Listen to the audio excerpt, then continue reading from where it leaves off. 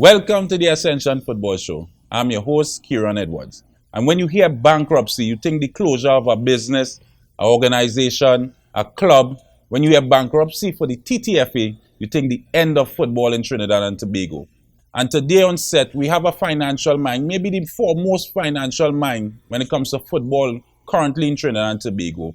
We have a guy that has a Bachelor of Arts from the University of the West Indies, 1989. A Fellow of the Association of Chartered Certified Accountants, 1994. A member of the Institute of Chartered Accountants of Trinidad and Tobago, 1997. A Master's in Business Administration, 2012. Over 25 years of experience in financial management and accounting and auditing. Also an international tax planner and a financial manager for over 25 years. His formative years would have been spent in Europe learning his trade. We have with us none other than Mr. Richard Ferguson. When we come back.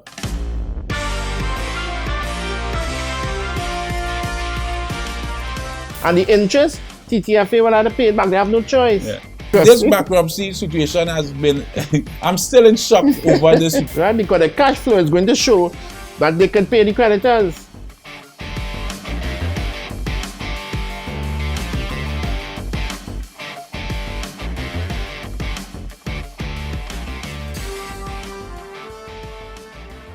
It's a pleasure to have you, Mr. Ferguson. It's a pleasure to be here, Mr. Edwards, again. We have you on the show today, not as a delegate or member of the TTFA. We have you here as a business owner, as a financial mind, someone that could take us through this whole dilemma of bankruptcy and what it means. So I want you to take us through in the first instance of what is this whole situation of bankruptcy with the TTFA. Okay. Well, if we could watch the screen and we could gather some information from it. Right, so we're speaking about the bankruptcy of TTFA, right, and insolvency proceedings. So on the 8th of November, the Normalization Committee would have initiated bankruptcy/insolvency proceedings as per the Act, right? This had happened on 8th of November, and I think everybody would have gotten an email. All members would have received emails on such. Right, but the question now is, what does it mean, right? And what effect does it have on TTFA? And what effect does it have on the sport in Trinidad and Tobago, right? I think that's the main concern for most members in terms of what effect it really has on the membership. So first of all, bankruptcy is the last resort. It is the worst thing that could happen to a business, an organization, or a person. It is literally the last resort. And it has terrible effects, and it has a lot of disadvantages associated with it, which is what we will go through. But it's an option of last resort. When everything goes awry, that is what you have to resort to. You don't start off and say we're looking to fix something and we say we're going to bankruptcy. That's not the process. And you can draw some analogies from it. It is like throwing the baby out with the bathwater. Okay. You know? It is like you're in your boat and you're fishing in the sea, Mr. Edwards, and rain falling and they decide to jump overboard. Right? It is a last resort. It is like until your boat sinking in the sea. So it's not something you want to do. It gives nightmares. So it's not something that is likable or acceptable, and it should not be taken lightly. Okay. Right? It is viewed as a very extreme option, and it should only be explored after you would have gone through all your various alternatives and exhausted them. When all your alternatives have been exhausted, then you can look to do bankruptcy, right? So for the membership hearing that other options may have been on the table, just hearing it, is that exhausting your options when you just... Well, this is the thing. As you would know, the membership of TTFA has very little knowledge of what is going on. One of the things that is characteristic of the Normalization Committee is that ever since they have been in power, They have not garnished or provided any information to the members. So we are not sure if they explored other alternatives or if they had not. We are not sure. But as I say, what we're doing, we're going through the process and say before you reach bankruptcy, you really need to exhaust everything else. So they may have exhausted the alternatives. We are not sure.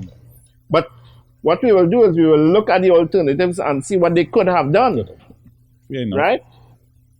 So the question is, has the normalization explored any alternative debt repayment plan? We don't know. You don't know. I surely don't know. And you work closely with them.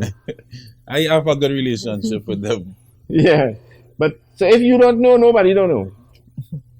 Right. So if you look now, if you're speaking about bankruptcy, you obviously have financial problems. So this here is a summary of the income statement over the last 4 years. Well, from 19 to 16, 16, 17, 18, 19. And if you can just look at the screen, you can see certain things that pop out of you. One is that over the last 4 years, the TTFA would have revenue of 125 million. That's a lot of money. That is a lot of money.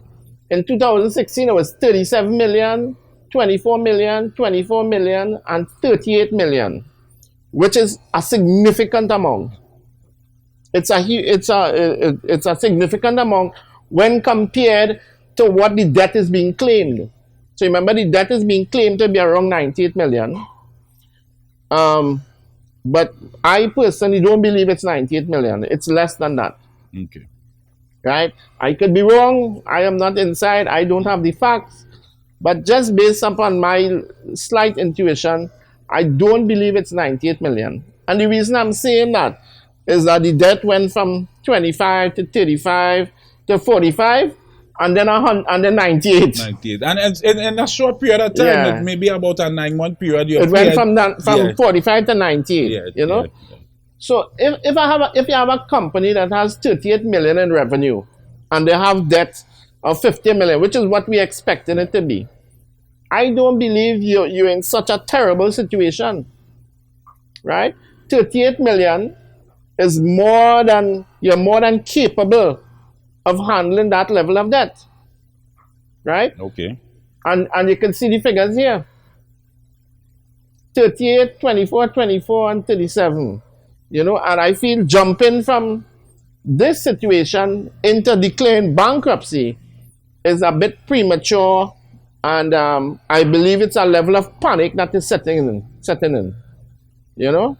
And it may be a lot of different strategies behind it. But looking at these financial statements, and you would assume you have a margin of error in there, 10% either way, you don't feel that bankruptcy is really necessary. But with an income of over 125 million in 4 years, we're talking about roughly about 50 something million in debt. You should be able to liquidate that we should be in this position of bankruptcy when we have this level of income per year with the TTFA. I wouldn't suggest so. And the reason why we started with this slide is this is going to cause a lot of problems with the bankruptcy process as we reach that part. Yeah. Because from this you're going to get a cash flow which must be submitted to the supervisor for them to see. And with this cash flow, they are going to want you to pay 100% of the debt. Because when they see this, they wouldn't say, all right, well, we take 50 cents. No, they will want all. They will see that we have the level of income over a period of time. Yeah, no, you see, the other issue you could look at is the expenses. So the interest expenses, neither here nor there, that's really negligible, right? So that's out. So the problem you see with these financial statements is that they are spending everything they receive. Yeah. So if they get 38 million, they spend 35. They get 24, they spend 17. If they get 24, they spend 32. Right? If they get 37, they spend 37. So it shows a mental characteristic of whatever they give you, you spend it. We need to spend it. And you know, and you can look at it like your daughter, Mr. Edwards. They give your daughter $20 to go and buy a soft drink, and she don't bring back any change. She spend what she has, and that is what it is. And it exhibits a mentality where there is lack of financial restraint. In other words, then they can't see money in their pocket. Yeah. We have this They had to money. spend it. They had to spend. So if they have 37 million, they're spending 37. If they have 24, they're spending 17. If they have 38, they're spending 35. That is what is coming out. So there's a lack of financial constraint. But although they are spending the monies that they receive as income for the year, is it any of it is not? None of it is going to debt. Are they not studying? They're spending it on. No, not going to debt. They're spending it. They're finding things to spend it on. You see, and what we are saying is to adopt a debt repayment policy, you must incorporate financial restraint.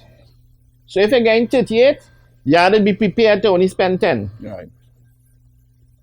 If you're getting 24, you can only spend 10. If you're getting 37, you can only spend 10. Yeah. So if you cut down your expenditures to 10 million per year, which I feel TTFA can do, you know, if you can do that, you can pay off this debt easily. You don't have to appoint a trustee. You don't have to file for bankruptcy. You don't have to file. You don't have to cry wolf. You don't have to go and scream to TTFA and say, you know, the house is burning down. You don't have to do these things. Football can be ended tomorrow. Yeah, but you need financial constraint.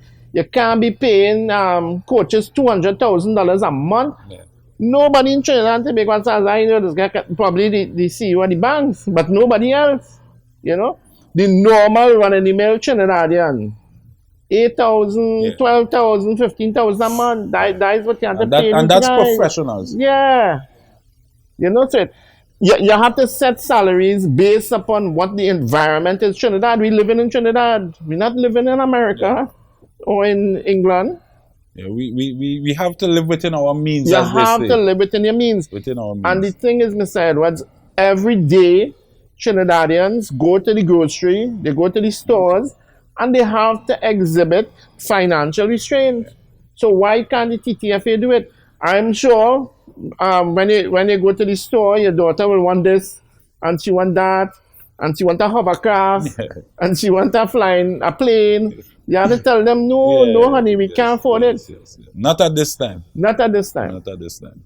And it have to be, you have to buy what you need, not what you want.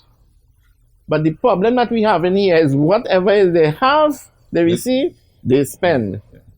Go and look, baby, we have $100 remain. Go and find something to buy. Go and find a toy. Go and find something to buy. So what they do is they're going shopping. Yeah. They don't have a budget with key expenditures set out with limits. Yeah. And the key here is limits. When they reach 10 million, stop. Yeah. That is what has to happen.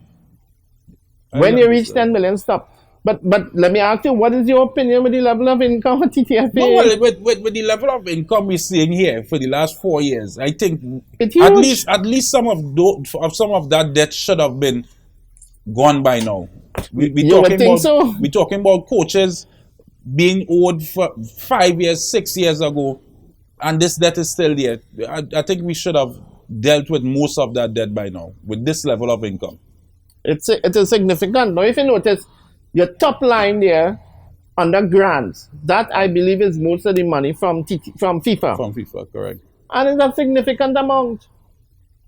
It is a significant amount. And if you manage it prudently, and this is the key word, with financial restraint and target set, this debt could be liquidated in a professional, organized, and structured way, right?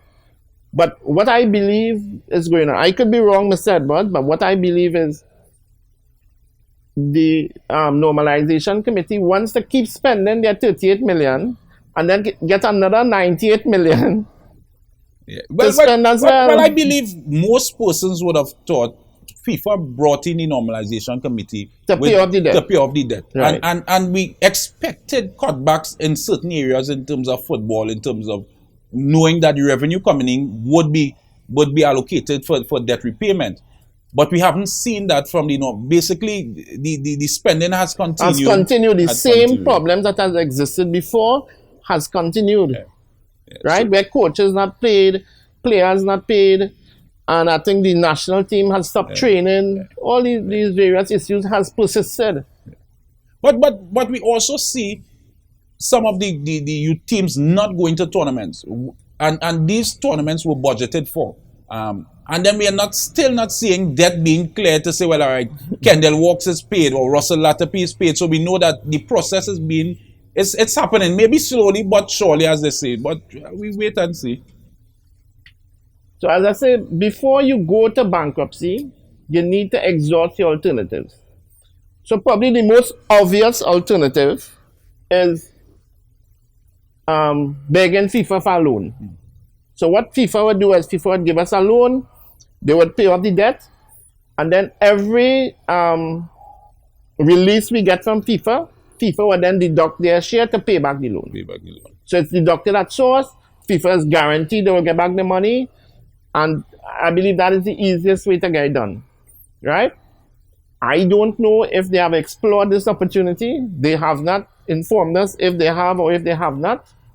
I don't know. Well, most members... But I believe this option is the most commonsensical approach. Well, most members would have thought FIFA brought them. They would assess the debt and then say, all right, let us pay, if it's not all, pay a portion and every year, and then you work out where you're getting the next portion. We thought that would have been the... But when we hear bankruptcy now, this... But you see, the problem with the approach with FIFA is FIFA does not want to create a precedent where every time there's mismanagement in a member association, FIFA have to fund it. Yeah.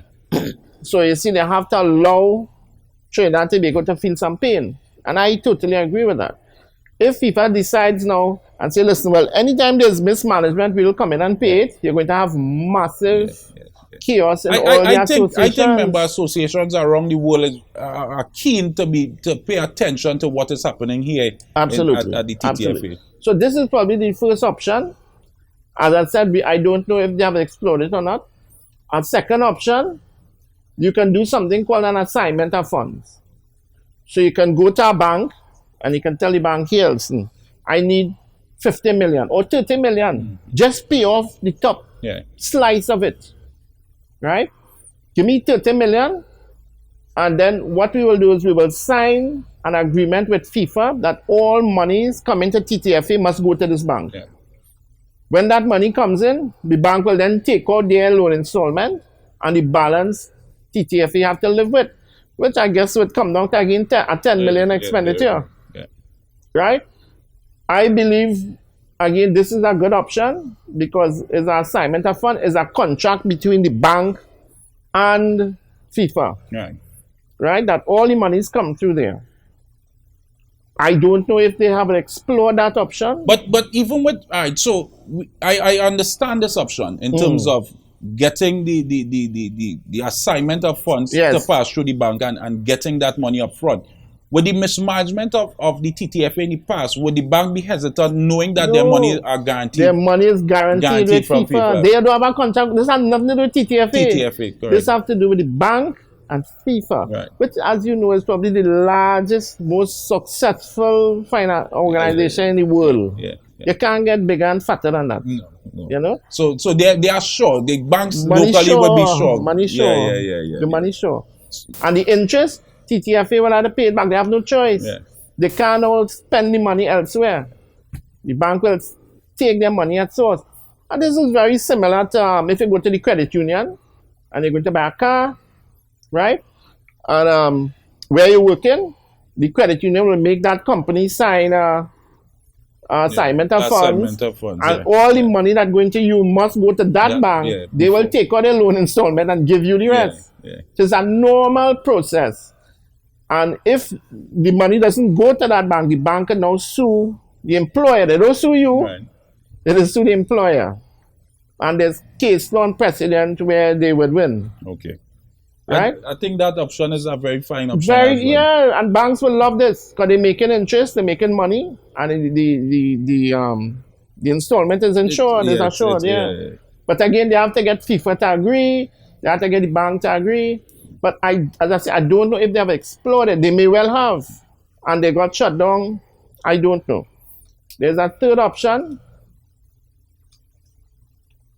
Right? What they can do, and this is very similar to what they're doing right now, except that you don't declare bankruptcy.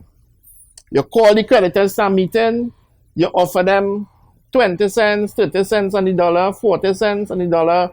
They agree, they sign off a schedule, and then you make the payments to them over the next 5 years. But you must communicate with them. Do you think this be talking 18 months into the normalization? This could have been done a lot longer ago, and they could have paid off our 20 million in debt already. Mr. Ferguson, do you believe by rights this process should have happened already? Should have. Yes, I agree with you. Do you believe it had happened and the creditors said no? You feel that they brought in the creditors? As I said, Mr. Edwards, the most we could do is speculate, and I could give you advice based upon what information I have. But as you know, none of the members know what is going on in the TTFA, and it's very, very disturbing because the decision making that's taking place is not good. Yeah. Right? As you can see. So you have 3 really strong options to explore. And again, you can do this without any filing of bankruptcy. Yeah. And it is cheaper. Right? So all 3 options are very good. Very good. I think most members seeing these options would say that there were options that we could have explored months ago before reaching to this state. But as again, maybe he did explore it. Maybe they did. We don't know. We don't know. Right? And again, with this, you can pay off the debt within 5 years. Remember, over 4 years, you have a revenue of 125 million. And notice one thing with the cash flow as well, that every year the allocations, the grants increased. Well, what happens in 2019? That was when David John Williams got the money for the Homer football. Okay. So he got a special projects money. Right. Okay. So that's why it went up to 37. Okay. Right? So that catch my eye in terms but of the increase. in terms of the allocation, I believe it has not changed significantly over the years. But in 2020, when the normalization took over, there would have been a massive influx of COVID relief. COVID relief funds. So it will be higher than 37 million this year. Wow. we need to really need to set our priorities straight within the TTFA. Financial restraint. And financial responsibility. Right. Now, the other issue, Mr. Edwin, and I know you are a constitutional expert. Article 82 of the TTFA Constitution states, any decision relating to dissolution of TTFA requires a majority of 3/4. And as you have seen, they have not called you for any meeting. This is what is concerning to me currently in terms of when we hear bankruptcy, we know the situation could be sorted out, but there is a possibility that we could look at liquidation of the assets of the TTFA and basically the winding up of the TTFA. Once you take that action, for me, it's an action that could lead to dissolution of the TTFA. And if this is a process that needs to be brought to the membership and ventilated there. Persons, as we said earlier, we don't know. So we need to, and this is a major concern of mine in terms of. But as per the TTFA Constitution, this is the article that relates to dissolution, and they have to get 3/4 of the members. I don't feel they will get a quarter. I don't know, but they need to bring, if they bring the arguments to the membership in a clear way and say this is the situation, these are the options that we explored, and this is the last, as they say, the last resort. I think then we can have a discussion. The membership is willing to and has always been in support of the normalization in terms of getting things right. Right. So I'm not seeing them having a major issue in that case. So Once did they contact you about this before they did the insolvency and this bankruptcy? bankruptcy situation has been. I'm still in shock over this situation. I hope that after today I will be enlightened a little more in terms of what is the procedure and what's really going on. Okay. I don't believe he has discussed it. So this is the act here, right? So it's the Bankruptcy and Insolvency Act, Chapter 9, semicolon 70, 26 of 2007. That's the act that governs the procedure regarding the insolvency, right? So what we're going to do now is we're going to go through the process very briefly. We wouldn't take too long. And we would have omitted a lot of details that would probably just have, viewers would have found it somewhat boring, right? But you're going to get a general idea of the process. So the first thing that has to happen is he has to file an intention with the supervisor as outlined in the Act, Section 30, subsection 1 of the Act, right? Of his intention to do a proposal, right? Which has been done. So he has actually initiated the procedure already. So the process of bankruptcy and insolvency has been initiated. It has started. The flame has been lit. Well, that was my major concern when the press release came out. They said they already engaged the process. It has been engaged. It has started. Right? So the trustee is then appointed by insolvent party, which has already been done. I believe Ms. Maria Daniel of Ernst & Young has been appointed as the trustee. Yes, correct. So the next stage is, within the next 10 days, they must file a projected cash flow,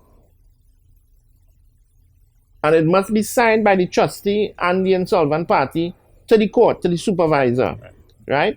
So creditors can apply to get a copy, but they can say no, they don't want them to see it. And as you can see from their financial statement, they're going to have problems with this cash flow, because your cash flow is really and truly driven by what has happened in the past. And with income of 125 million, they're going to be in some trouble there. I foresee that. I could be wrong, Mr. Edwards. I foresee that. Right? Because the cash flow is going to show that they can pay the creditors. It would show that. It will show it in full. And how would the courts look upon something like that? Very seriously. Okay. Very seriously. So it's like if we have a football team, and we have 100,000 in the bank, and there are footballers who want to get paid, and we're not paying them. But they have 100,000 in the bank. So why not paying them? Yeah. There's no reason not to pay. With that sort of cash flow, you're in some trouble. Okay. But again, I could be wrong. Right? Again, the creditors can obtain a copy of the cash flow. But the TTFA could argue, or the trustee could argue and say, no, it will prejudice the situation, meaning that people will see they have money and want the money. So they wouldn't want to give them. And we have suffered in that respect a lot with the normalization committee. Right. So within 5 days of filing notice of intention, the trustee shall communicate with all the known creditors that a insolvency is now taking place. Right? So in 10 days, they have to file the cash flow. 5 days, they have to notify all the creditors. So 5 days after filing the cash flow? After the filing. Okay. They have to notify the creditors. Yeah. The trustee has responsibility to monitor the business. Now, this one is a killer one, because the trustee may well take over the running of TTFA. Mr. Haddad may no longer have control over what is paid and what is not paid, and what is received and where it goes and how it goes. Under this section 37. The trustee has the power to determine who is paid and when it's paid and what tournament you allocate funds to. Yeah.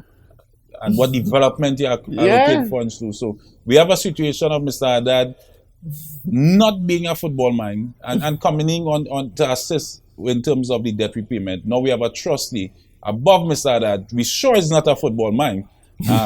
Now allocating where funds go in terms of... So that's why I'm saying, you see, previously I was saying they can do the same thing without appointing a trustee. When you appoint the trustee now becomes liable. So they have to be very careful you're not spending out or wasting the creditors' money because they could be sued. And I understand, I could be wrong, but I understand Miss Maria Daniel has several lawsuits pending against her. Could be wrong. Right. That's been rumored.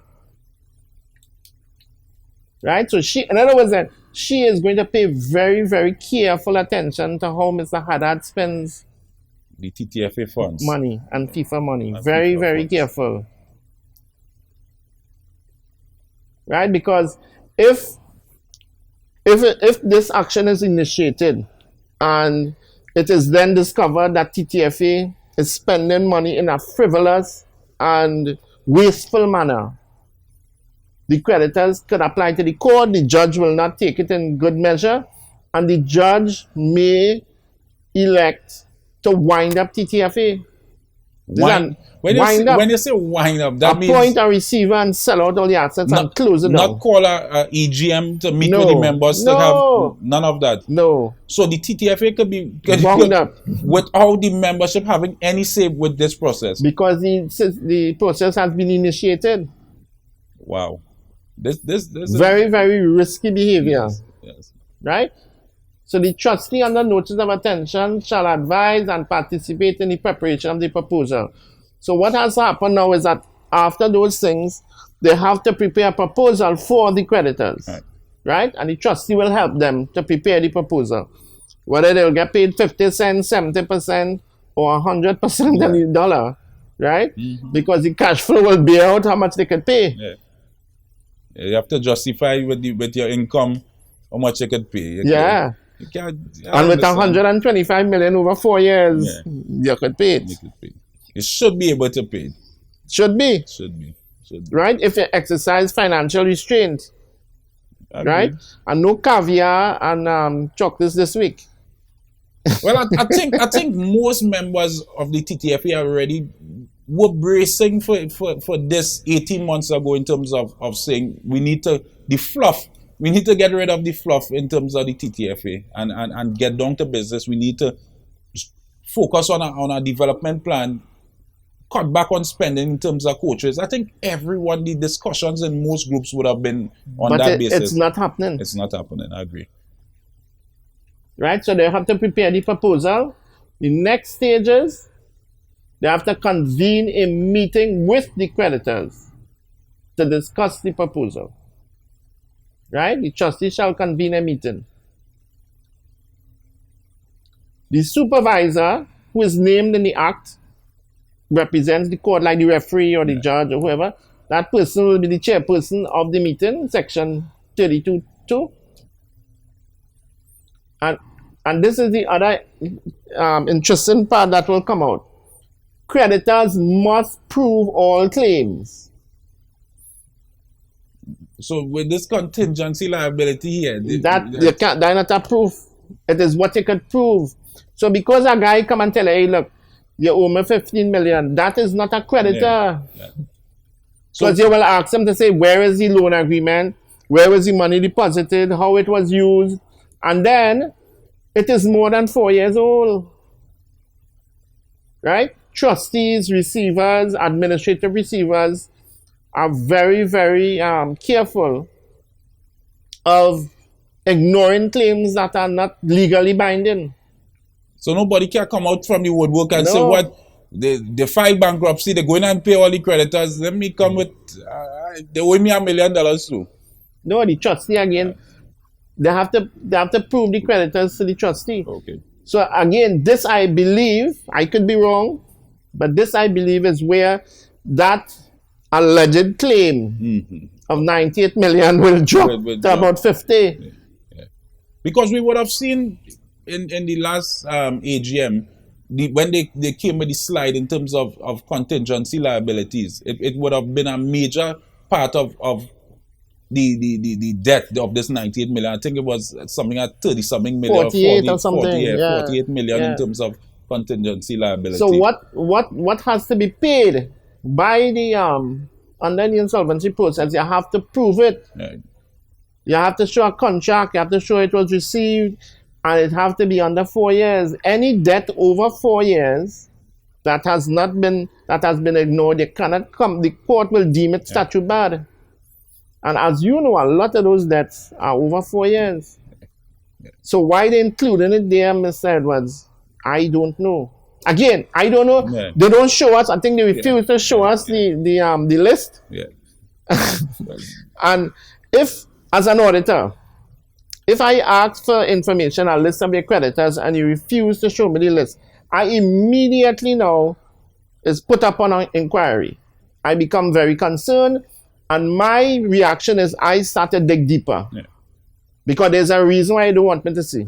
But I think that is the main concern of the membership, asking to say, well, who are the creditors? Not given access. And they're not telling us. Yeah. So it has some people argue and they claim that they are crying wolf. Right? It's really 50 million and it's 48 million. And it's really, and they say it's 19 million and it's really 50 million. Right? But this part is going to take it out. Yeah. This would determine who are the creditors and what is the amount owed from the TTFA. And not any ghost or any any tears. Yeah. What they say, crocodile tears. Somebody that's saying, well, I'm in a hole now and I did something for TTFA. And we need 98 million. We need 98 million. So let us find out who they really owe. Mr. Ferguson, before we continue, I want to take a break. I don't want to end up in a situation I need to pay my bills. Right. So I don't end up in a situation. You're right, TTFA and you're bankrupt. No. Okay, I agree with that. So when we come back, we continue the process. Yes. And have some more discussion with Mr. Ferguson. Excellent. Very good. Pest control is a pain, but you don't have to go it alone. If you're a business that needs someone who will fix your problems point blank, go with the brand that's tested. Go with Terminix. Born almost a century ago in Memphis, Tennessee, Terminix International's mission has been to spread its innovations across the world through its integrated pest and termite management system, reducing the infestation of pests and vermin. Our Trinidad franchise neutralizes the threat of tropical insects and ensures that companies, from food production to hospitality, protect their investment and get the maximum value from our relationship. And we've been doing it well for over 20 years. Termites and pests are relentless, but they're no match for Terminix. Contact us today for a free consultation and quote, and let's introduce you to convenience. Protect your premises today. Choose a service provider that persists. Talk to Terminix. Pests bothering you? Call Terminix at 672-5007 or 672-0042 or visit our website at terminix.co.tt for a free quote and consultation. Join our fight against pests. Get in the game with Ascension. Quality for champions. Hey, Ascension! Premium quality and style make you stand out all the time. Ascension is quality for champions. Ascension fit is always right. Take your game to higher heights. Ascension got the quality for champions. Now everybody say, hey, oh, we wearing Ascension when we play. To run out on the field in style. What's the brand that we want? Ascension. We wearing what we wearing is Ascension. Quality for a champion.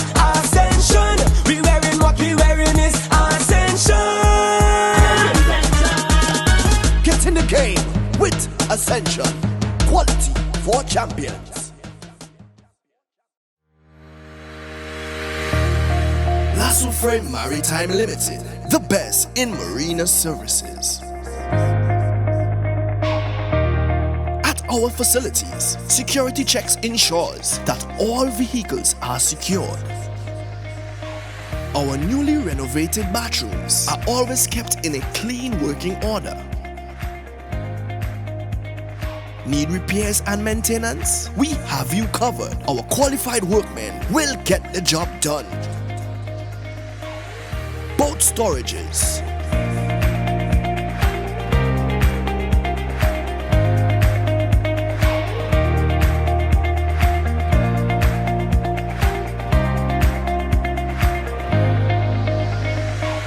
from our marina, you can easily push off for a family sailing trip.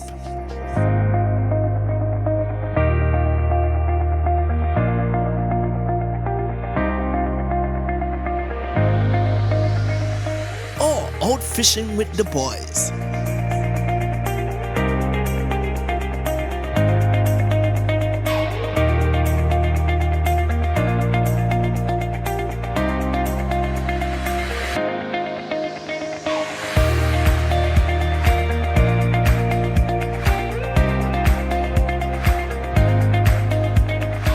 Or a fun DDI experience with friends.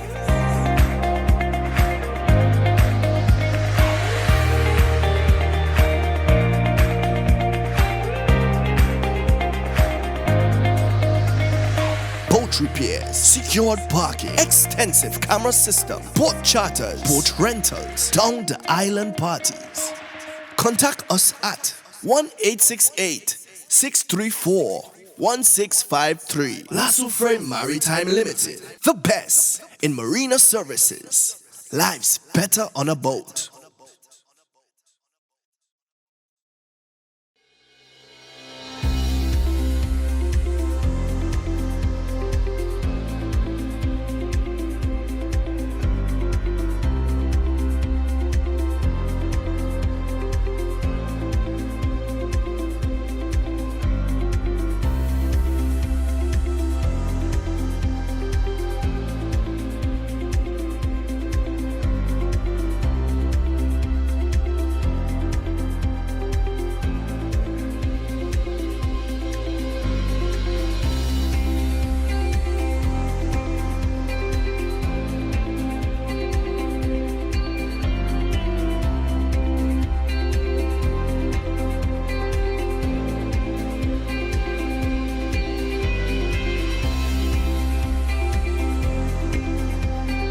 Amante Del Cafe is located at Magnificent Mall, number 271 Southern Main Road, Vancouver. Amante Del Cafe. Happiness begins with brew. And we're back. Richard, continue this insolvency process for us as you've been outlining thus far. Right. So after they have the proposal and they call the creditors to the meeting, the creditors they now resolve to accept or refuse the proposal. Right? But I mean accept. So this is not a process where they come up with a plan, take it to the court, and the court now tell the creditors they have to go to the creditors first. Wow. So they may go to the creditor and say, listen, we're paying you 5 cents on the dollar, which is, I guess, what they will start with. And the creditors now have to vote, right? Either by majority or 2/3 of the value to vote to go with the proposal or not. Right. If they don't, let me follow the thing and not jump here, right? So unsecured creditors with proven claims are not entitled to vote. Right. So it's only unsecured creditors must vote. Okay. So in other words then, if TTFA has a loan from the bank and they secure it against a motor vehicle, they can't vote. Right. Because they could just come and seize the vehicle and go their way. Yeah, this is sorted out. for unsecured creditors. That's for people like coaches and people who provide materials to the home of football and so on. They are unsecured. So only they could vote.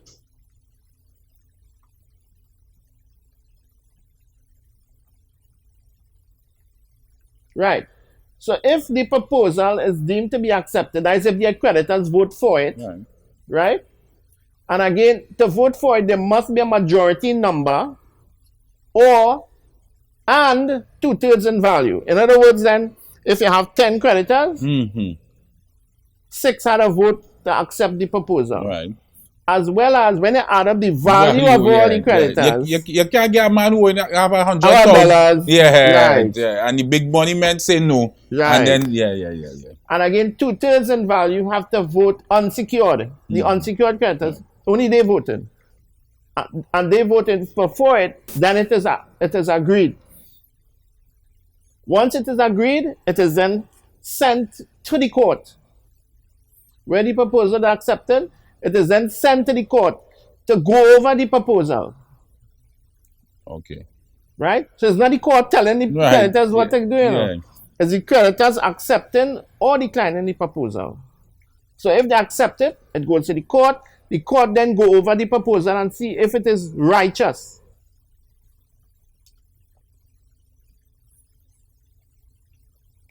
Right? So the court shall hear a report from the trustee and so on regarding the proposal. Where the court is of the opinion that the terms of the proposal is not reasonable, they will say no. The court will say no to the proposal. Yeah, so even though the creditors agree, the court might shut it down. Wow. Right. So let's just go through the dangers now involved. If the creditors don't agree, they then go back and they start the process again. They go and they do another proposal. So they offer them 10 cents or they offer them 15 cents or 12 cents. They come back again. Let's say the creditors still don't agree.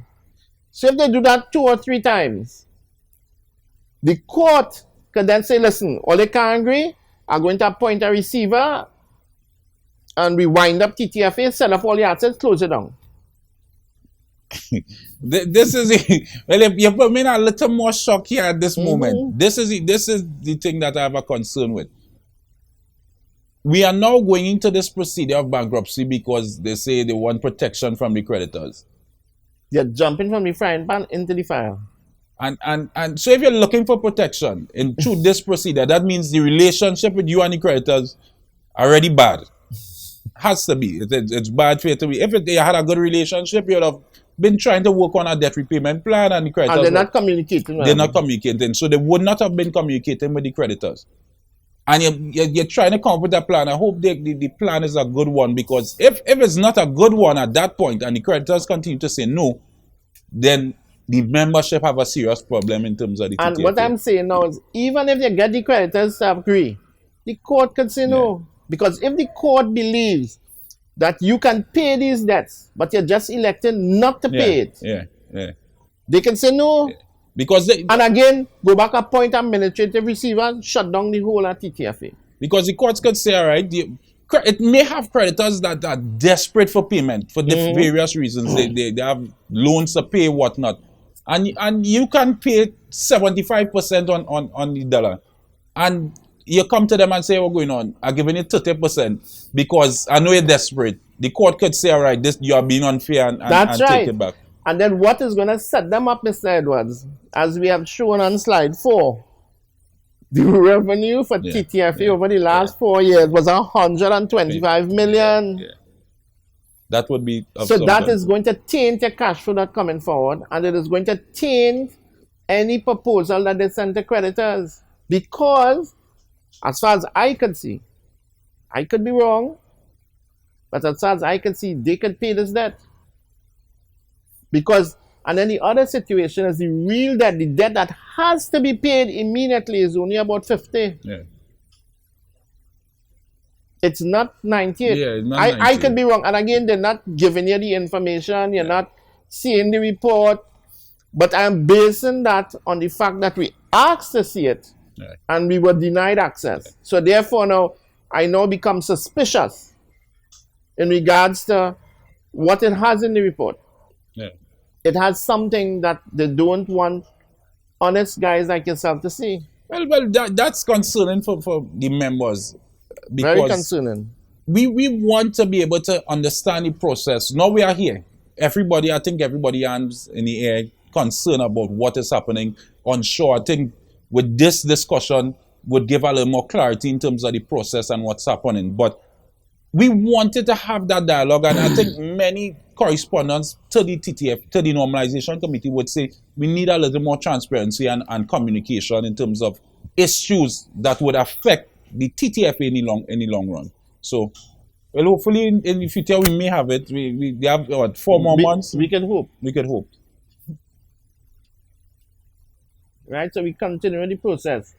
Now the other situation is this: all monies payable under the proposal shall be paid to the trustee. So if the proposal is agreed, it is ratified by the court, TTFA have to pay the money to the trustee, not the person, the trustee. The trustee. Yeah. Wow. Miss Maria Daniel. And then that person will then... And then hopefully she will then pay the... Wow. So we can end up... I don't even want to think about that process. Don't go wrong there. Right? So that's the other point. Where the proposal is refused by the creditors, the insolvency process must be restarted as outlined under Section 38. So they do it over again. Yeah. So they come and they tell him, Mr. Edwards, we only paying you 5 cents. And you say, no. You have hundreds of millions. I want my money. Yeah. So they have to go back now and they do, okay, we paying you 7 cents. And he's telling them, no. And they go back and they, all right, I'll pay 12 cents. No. And after you go back 2 or 3 times, the court may, in its wisdom, say, listen, this thing can't go nowhere, appoint a receiver. So the receiver now will come in and he may actually run TTFA for years, collect the money and pay off the debt. So he may do that. So what you're saying, the court can appoint somebody to now take over a receiver, to take over the running, the running of the TTFA. Yeah, collect the money from FIFA and then pay off the debt. Wow. That one is one that you need to repair. So that's why I'm saying that they are playing a dangerous game. It's a high risk maneuver that they're making.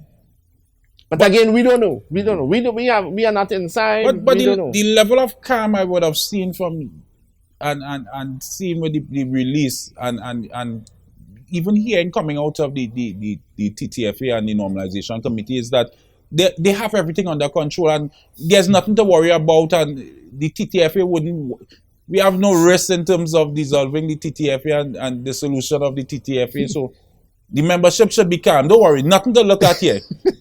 Continue on your day. Move on. Nothing to, is that a fair synopsis of what is happening, or are we to be concerned as a membership? I would be very concerned. In your financial wisdom, you would tell persons. As I said before, and I think you would realize it now, filing for insolvency, bankruptcy, initiating the process is the worst thing you can do. It is the worst. And I'll give you an example. If I was on a board and that was about to happen, I would resign. You would resign? Immediately. I don't want to be associated with anything like insolvency or bankruptcy. It spells mismanagement and lack of financial restraint, and lack of coordination and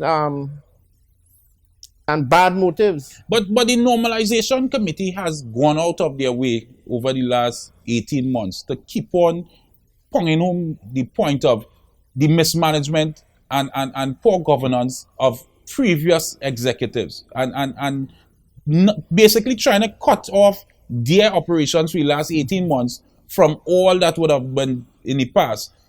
At this point, going through this scenario of bankruptcy and insolvency, is now the normalization committee being there for 18 months part of that whole scenario of the governance of TTFA?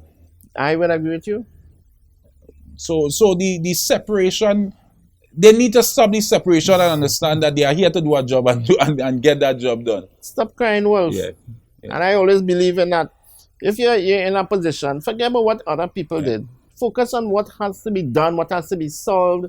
Deal with it in a positive, methodical, and structured way. Who did what? We can't change it. Yeah. It has happened. It's history. We now need to fix what is here. Right? If the milk fall down, we have to pick it up, clean it up, put it away, throw it in the dustbin, and move on. Yeah.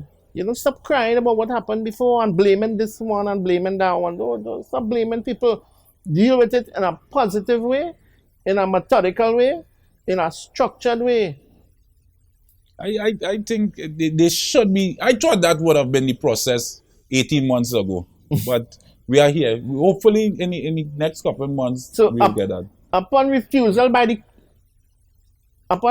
of the proposal by the creditors, the trustee would prepare a new proposal to present to the creditors. If no agreement is reached, the court may elect to deem the company bankrupt and process to winding up the company is initiated, which is what we're saying. Yeah. So if the creditors keep saying no, you're in some trouble now because you're going to TTFA going to be dissolved. With this here, I really hope that the TTFA has a good relationship and has been communicating with the creditors, because if not, I think we're in some trouble. So that's the first one. The second problem they're going to have is that if the proposal is not deemed equitable by the court may say, no, you're taking advantage of these creditors. You have the resources to liquidate these debts. You need to go back and change the proposal, or I'm going to appoint a receiver. When they appoint a receiver, the receiver takes over the company, does an assessment, just like what we did here, and decides whether it is best to sell off the assets or keep the company running, collect money, and pay off the debt, which is, I believe, is what they will do at this stage. So they will be replacing the normalization committee with a receiver. Wow. And this is deemed necessary where the normalization committee is mismanaging the financial resources of the company. Right? And again, when you look at the 4 years summary, 125 million, really? Yeah. You ain't pay off a cent? Nothing? And the 18 months after the still same way. It's same way. And we would have a greater influx in terms of grants from the FIFA over that you would period. have more. You would have the revenue. We expect the revenue to be greater in 2020. Yeah. So we're still in the process.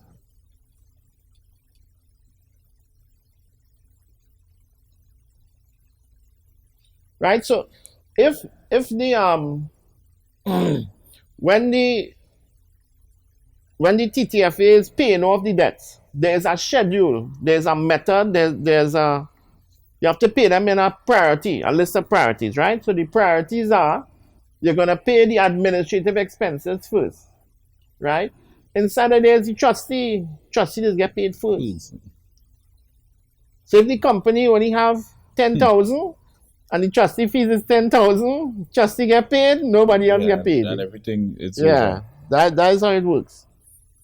Right? So when you have a trustee or a receiver or administrative receiver in place, they get paid first. So we brought in somebody to pay them first. Okay. So you're running up your debt. Right? 2, you need to pay your levies. Then 3, you will have to pay your wages and salaries. So that is the 3rd thing you're going to pay in the list, excluding severance. Taxes. Claims by any landlord. I don't think they have any landlords. Claims of individuals less than 30 years of age, of bankruptcy, having contracted directly to the bankrupt, all claims. So this is the schedule, the order in which these monies will be disbursed. Right? So let me look at the advantages of bankruptcy. Right? Which is what the normalization committee is claiming and being proud of. So the advantage of bankruptcy is that it is going to stop the creditors from going to court. Right? Now, the large list of creditors that we have, they could have gone to court and initiated a creditors winding up of TTFA. They have not done that. Instead, they are waiting to be paid. They're waiting to have dialogue, to have a schedule of payments, to have some sort of agreement with those people, to have them being paid over 4 or 5 years, and they will accept it. This has not happened. Right? So they're trying to stop them from going to court, but my suggestion to you, Mr. Edwards, I could be wrong, But my suggestion is that they're not going to court. Right? What I understand is that, I could be wrong, is that when FIFA is remitting money, they remit it, I think, either Ernest and Young or somebody who then, or remit it directly to the staff. Yeah. So it doesn't go in the bank account. If it goes in the bank account, it is seized by the bank and handed over as under garnishee order. Yeah. Now, I don't even know that if that is legal, but that is what has been happening. And the TTFA staff has been being paid. Being paid through that process. The team going to the Gold Cup, the women team training, whatever. COVID relief grants came through that process as that well. process, right? So when they are saying that they're going to stop the creditors from going to court, I don't see that as being a major risk factor, because the TTFA has been operating for the last 18 months without it. Without it, correct? Could be wrong. Yeah, so the sky is not falling to that extent because we have been operating. And to say that you want to now get that coverage because the sky is falling, so you need to build a dome, and we're going to the court to build that dome to protect us. It's kind of it's confusing for persons that would know the situation of the creditors. Absolutely. But as far as I see, that is the only advantage it have to filing for bankruptcy. That's it. That's it. That's the only advantage I know of. And if you have some others, I'll listen. Let me talk about the disadvantages of bankruptcy. So there are disadvantages to this situation. Significantly. Okay. Right? So one is there's a stigma, right, associated with it. Anybody who is involved in a bankruptcy, there's automatically a stigma. Right? And it creates a high level of untrustworthiness. So, as I said, that is why if I was on any board or in any company and they were planning to file for bankruptcy, I would resign before that happens. Because after that, everybody will associate me with being bankrupt. And it's not something that finishes now. It goes on for the rest of your life. It affects your credit rating for the rest of your life. Right? So, if you are in a company and your company was wound up, you have to go and file for bankruptcy, your name is put on a register, you cannot get a loan to buy a car. So the members of this normalization committee, would they be part of that? Or they may say that they are not officially TTFA and. Well, I wouldn't want to be associated with it. Yeah. It's and I could draw an analogy. It is a team playing, and in the middle of the second half, they walk off the field. Yeah, that would have a stigma of person saying we don't want to. No, we're not playing with these guys again. If a team walk off the field a half during the second half of the Ascension League, what you do them? Yeah, they would be out of the Ascension. They would feel the wrath of Mr. Edwards. Yeah, they would have some issues within that tournament. Yeah. Right? I do understand. So it's a terrible situation. Mm-hmm. You know, the normalization committee was appointed to manage the affairs of TTFA to avoid bankruptcy.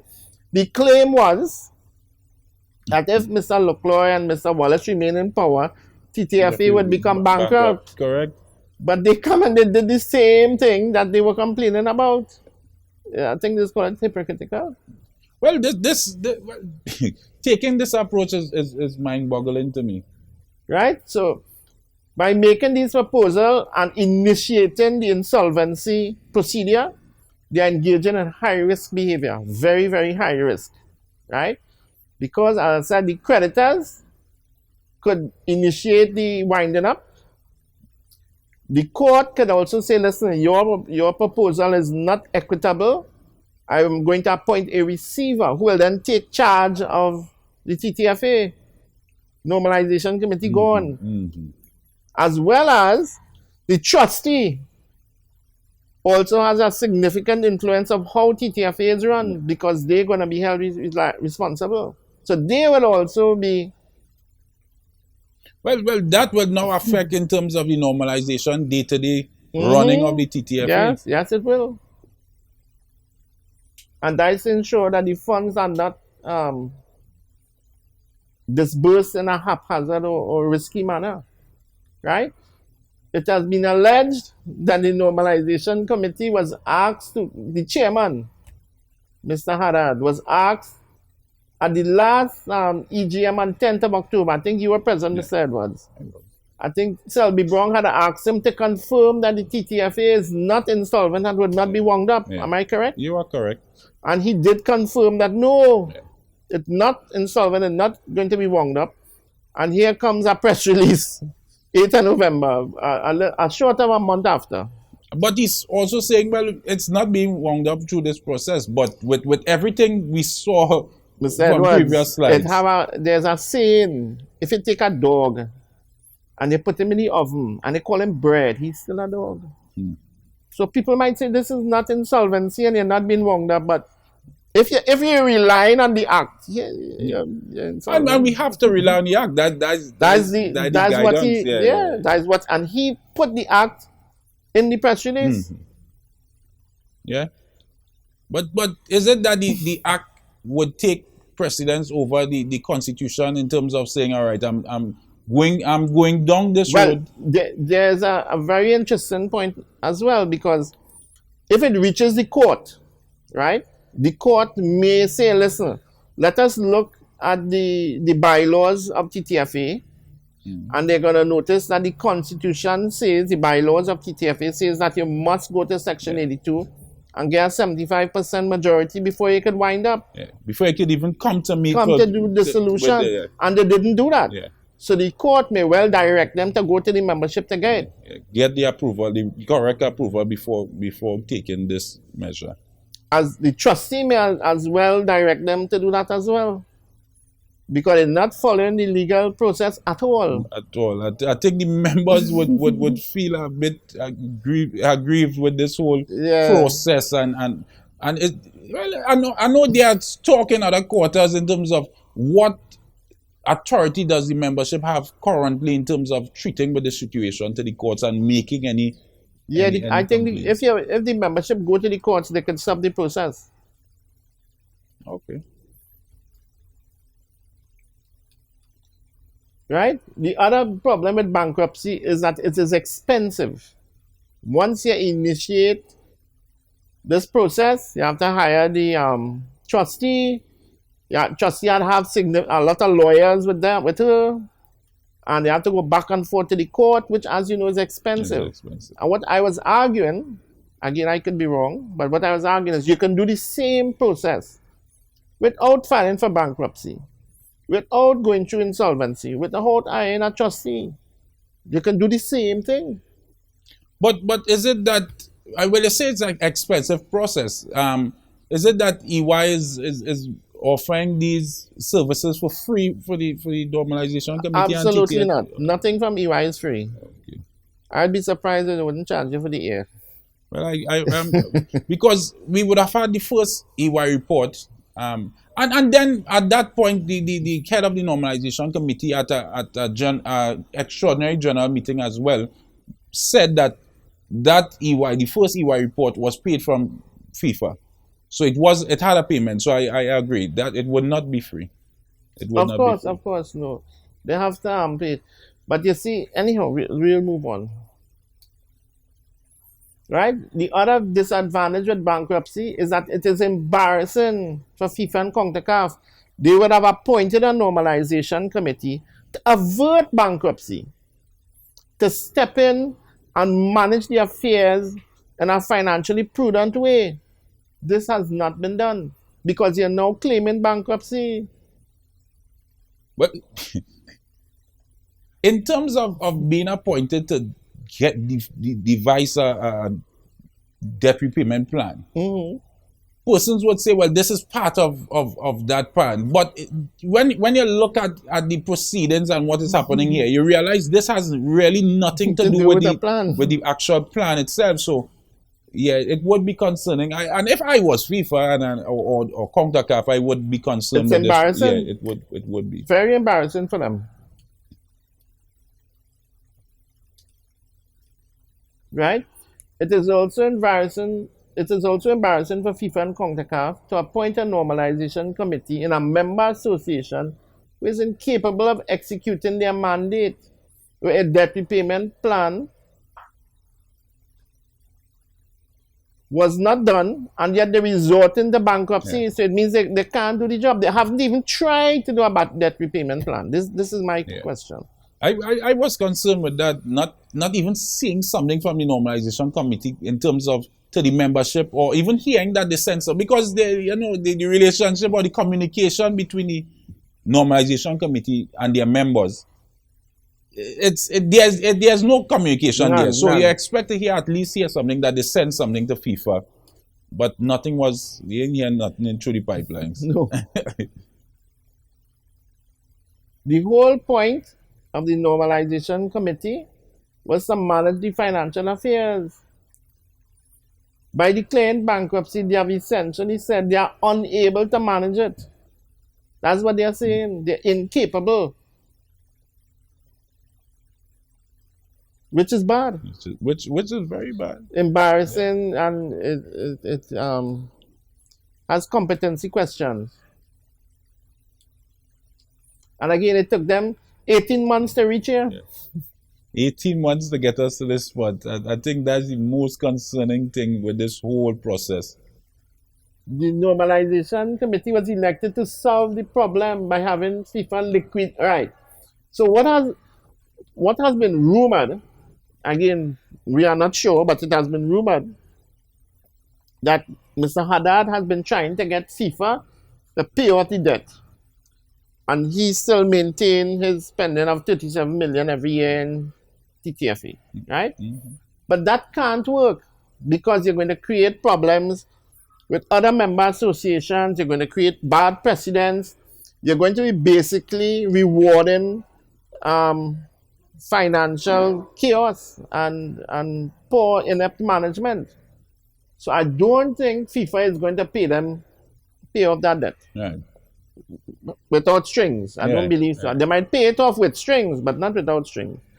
And the same thing, I understand he went to the government of Trinidad and Tobago and asked that they also pay off the debt.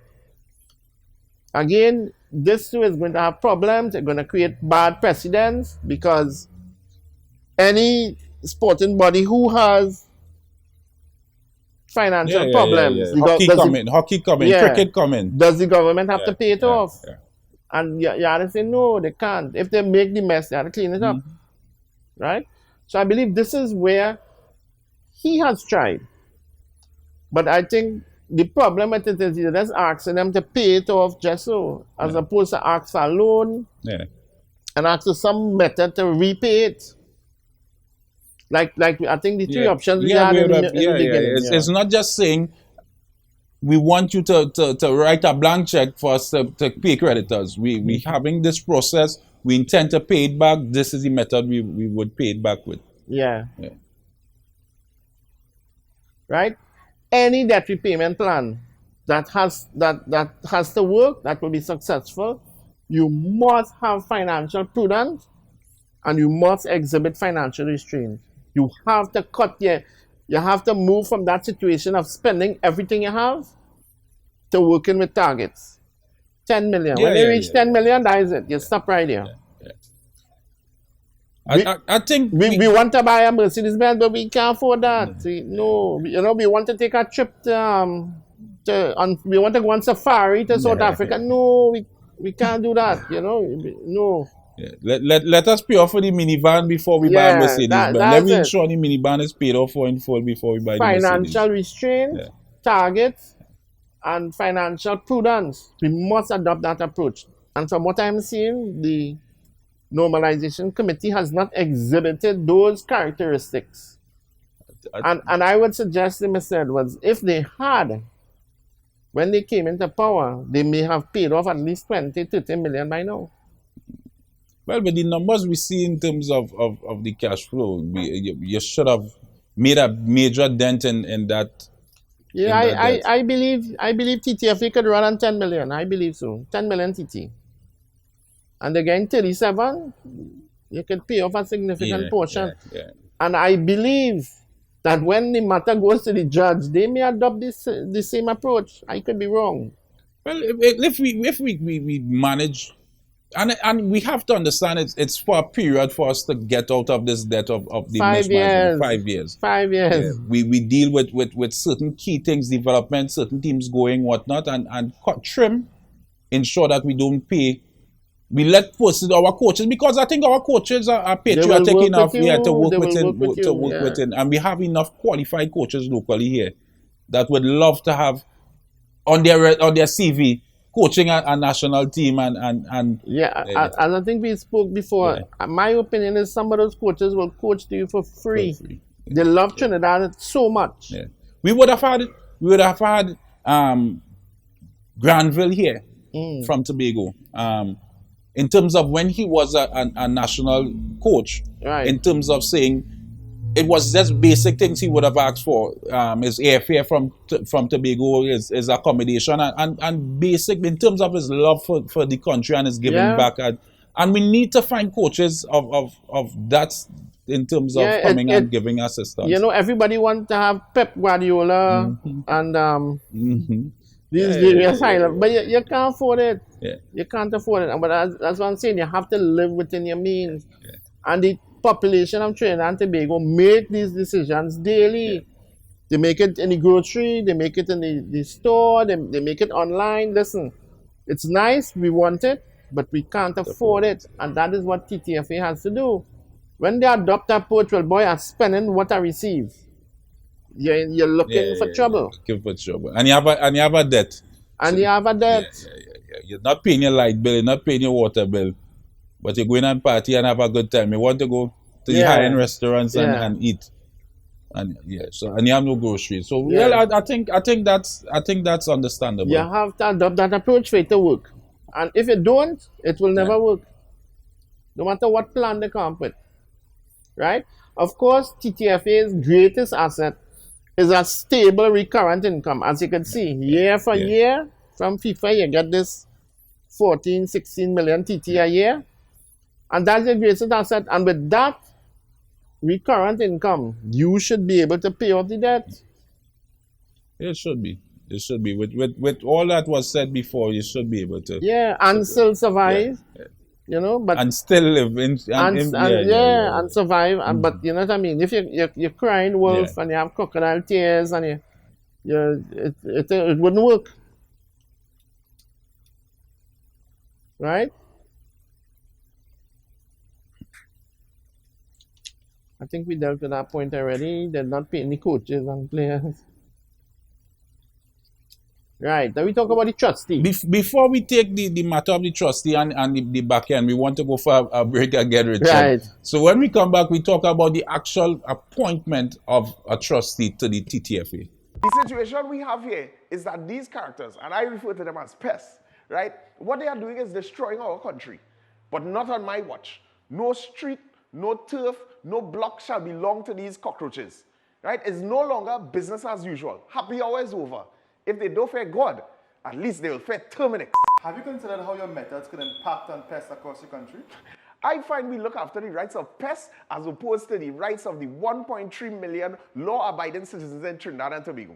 I wonder if Roach Ladden's son come here for carnival, if you'll interview him, eh?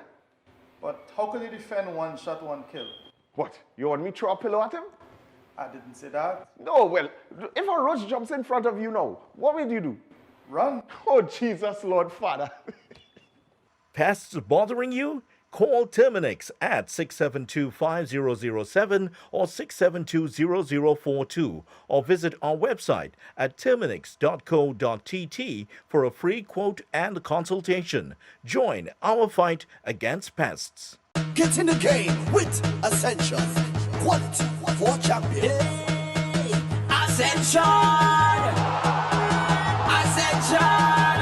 Premium quality and style make you stand out all the time. Ascension is quality for champions. Ascension fit is always right. Take your game to higher heights. Ascension got the quality for champions. So everybody say, hey, oh, we wearing Ascension when we play. To run out on the field in style. What's the brand that we want? Ascension, Ascension, Ascension. We wearing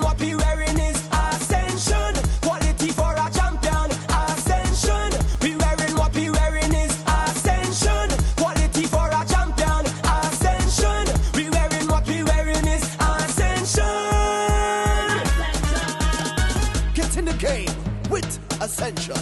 Quality for champions.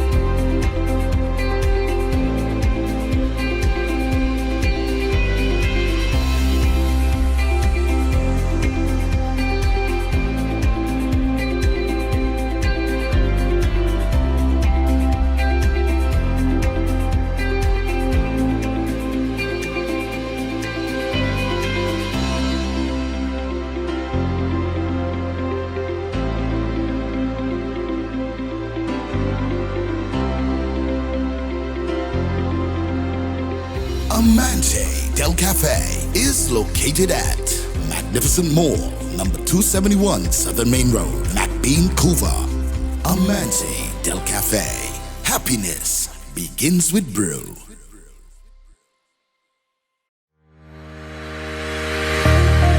Lasso Frame Maritime Limited, the best in marina services.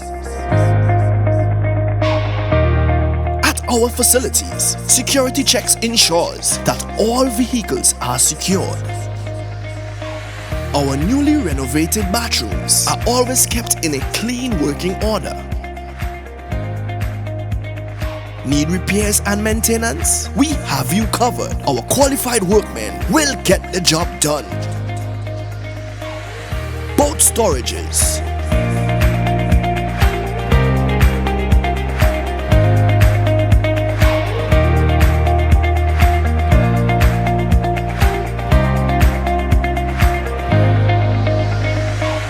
from our marina, you can easily push off for a family sailing trip.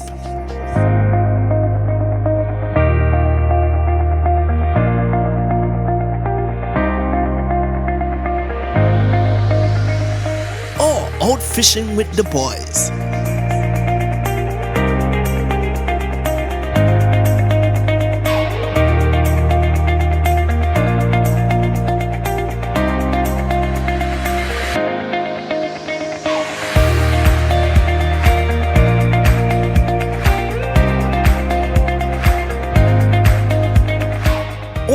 A fun DDI experience with friends.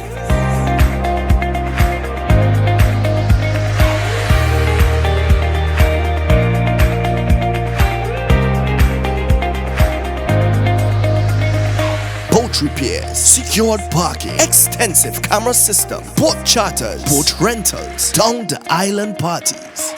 Contact us at 1-868-634-1653. Lasso Frame Maritime Limited, the best in marina services. Life's better on a boat. And we're back. Richard, we appointed a trustee already.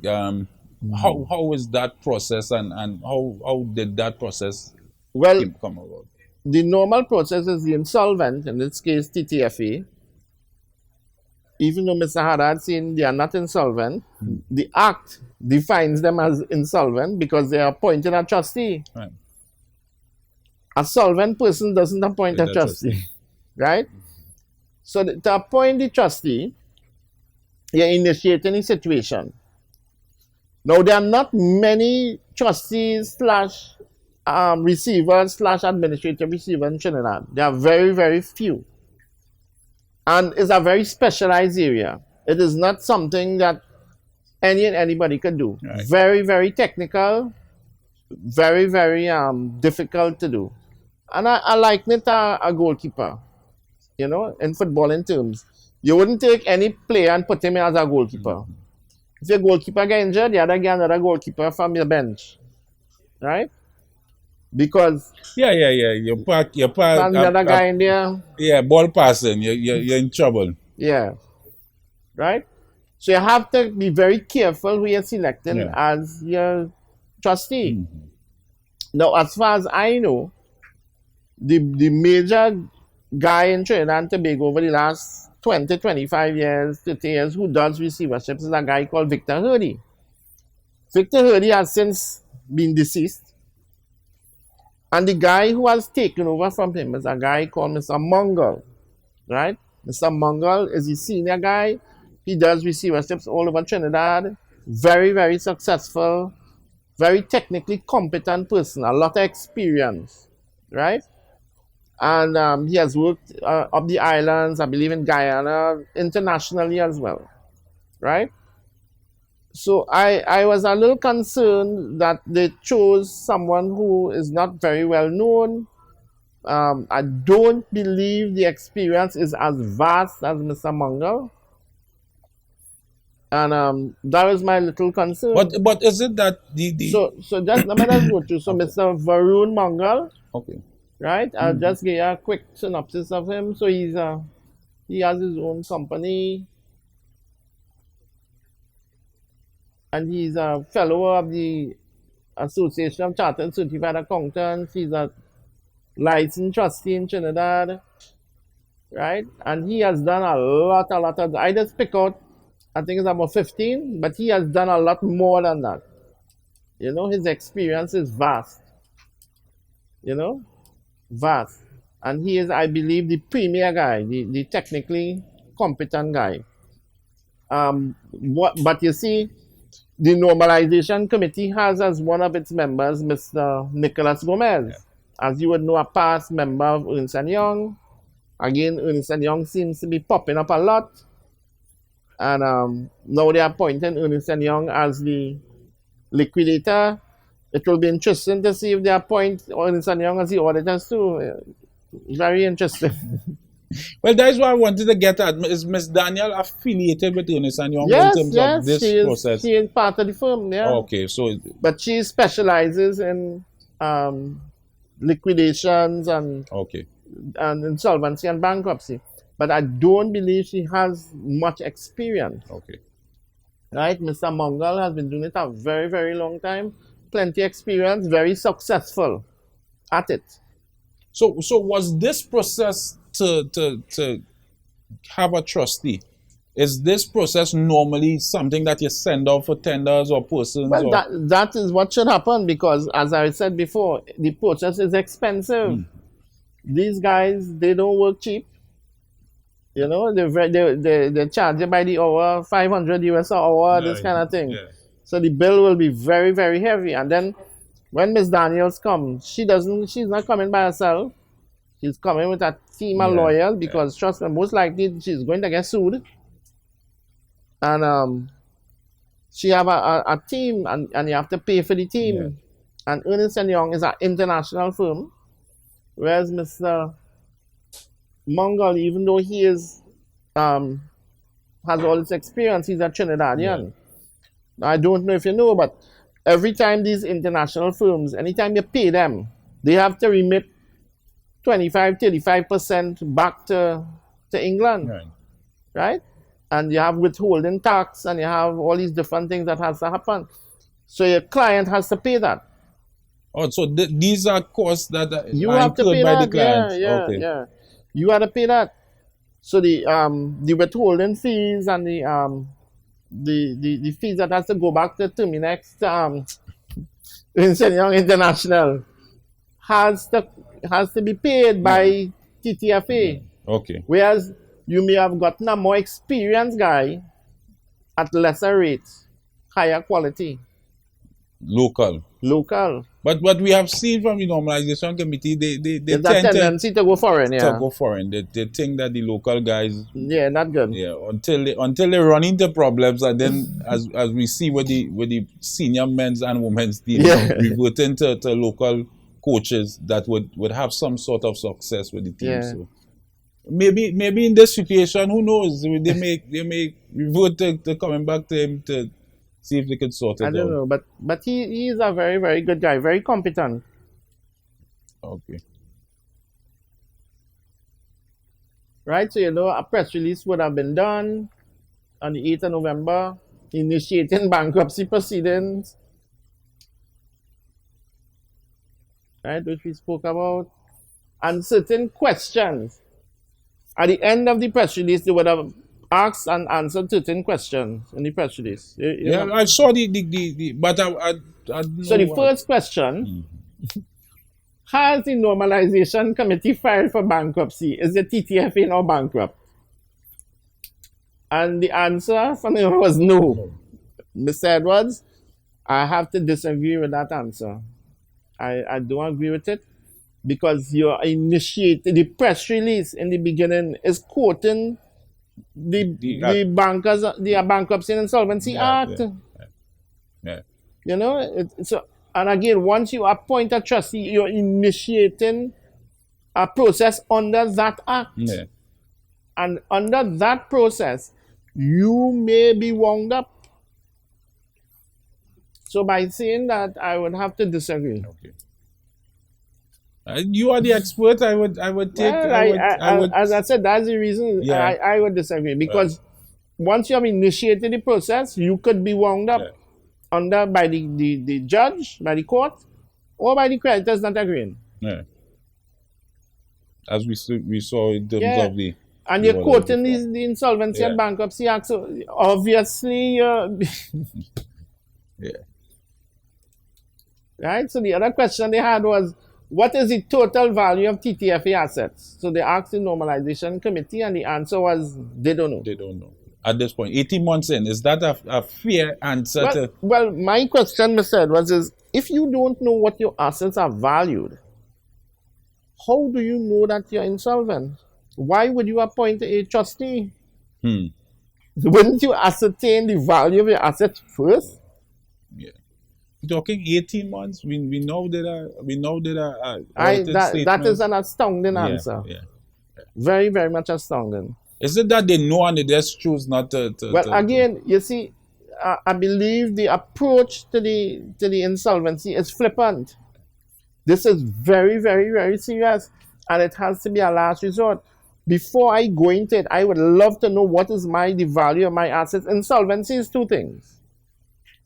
One is you don't have the cash to pay the debts, and two is your assets are less than your liabilities. So that is what insolvency is defined as financially. So if you don't know the value of your assets, how you know if you're insolvent? To even take this process. To even go to a trustee. Yeah. Find out what your value is first before you go there. Mm-hmm. I could be wrong, Mr. Edwards. I could be wrong. I am guided. So the next question is, has the association accumulated additional debt since the normalization committee was appointed? And they said no. Again, Mr. Edwards, I would disagree. Because as you would know, being the guy on the ground, the tip of the spear, Mr. Terry Fenwick was dismissed. And as you would know, Mr. Fenwick, he will want his contract being paid. And as such, by doing that, you're going to incur additional debt. We have a manager being hired in terms of Adrian Romain. An additional manager. An additional manager to be fired. That was never there before. A position was created. Yeah. And then dismissed as well. That might be some additional debt. We have coaches coming on. So I would disagree with that statement. Yeah. And as you mentioned earlier on, the trustees need to be paid and by initiating the process. Yeah. There is no huge debt you're going to incur additional to what you have. You could have done the same process without hiring a trustee. So saying no to this is not. No, it doesn't seem to be no. Right? Why did the association not seek funding relief from FIFA and the government to repay the debts? I think this is what we had in one of our. And this is what he said. Neither FIFA nor the government has any legal obligation. No, the question was not if they had legal obligation. Yeah. Did you seek? Yeah. He is not answering the question.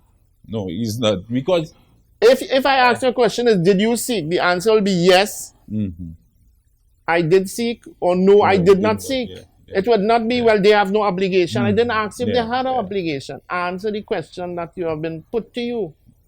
Agreed. Right? So we still don't know If he did or he didn't. engage the government or No, FIFA on this no. matter. Oh, that's concerning. This answer to this is concerning. But it's not just funding, but he should seek a loan.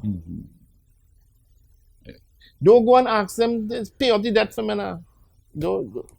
That is trouble. That's no. Yeah, that is a no. Right? Next question.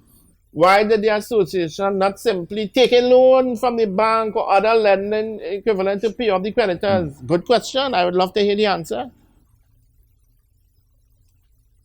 With its accumulated debt and track record of poor management and government, the TTFA would not qualify for. Well, again, I would have to disagree, because as a banker, I would suggest to you that the risk is not with TTFA paying the debt.